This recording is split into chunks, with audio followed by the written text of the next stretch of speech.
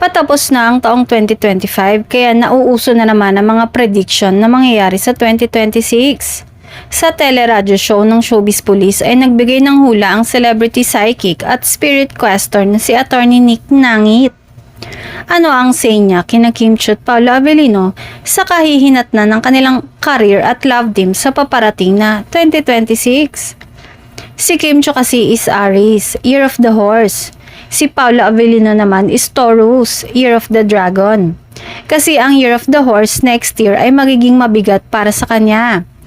Kasi Aries is fire tapos Taurus si Earth, medyo mabigat. Medyo mabigat para sa Kim Pao ang 2026, say ni Nick Stradamus. May possibility na maghihiwalay ang dalawa kasi hindi sila magkasundo, both Western and Eastern energy. Pero pwede sila umano magsama in terms of work.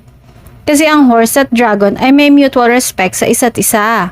Pero pagdating sa love life, magkaiba yan. Dagdag pa niya.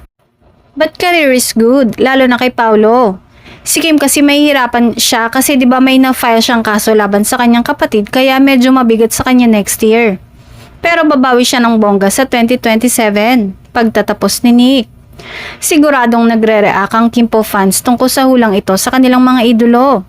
Kaya laging tatandaan na hula lamang ang mga ito at pwedeng hindi magkatotoo. Pwede ring idaan sa dasal at gumawa ng kabutihan para mabalanse ang masamang hula.